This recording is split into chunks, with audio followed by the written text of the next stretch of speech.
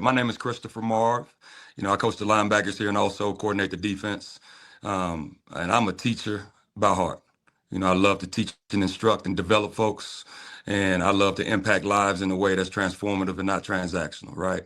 So I'm from the Mm. South. I was born in Texas, in Fort Worth, lived in Baton Rouge, Louisiana, lived in Memphis, Tennessee, lived north of Huntsville and what was called Madison County at the time. Lived Yeah. in Mississippi, all over the South, man. That's where I'm from. I met my wife in Memphis, Tennessee.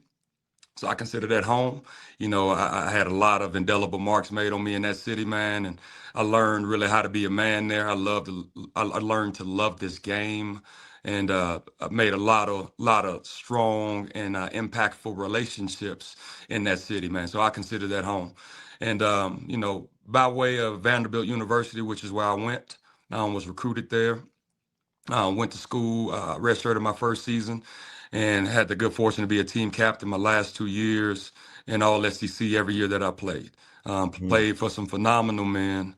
The transient nature of this profession, or the nomadic nature of this profession, I ended up playing for three head coaches, a number of position coaches, a number of defensive coordinators. I didn't love that at the time, but man, what God was doing for me, He was exposing me to a myriad of different defensive structures to prepare me Yeah. for this position that I'm in right now, right? And that's what moving around was doing for me too when I was younger.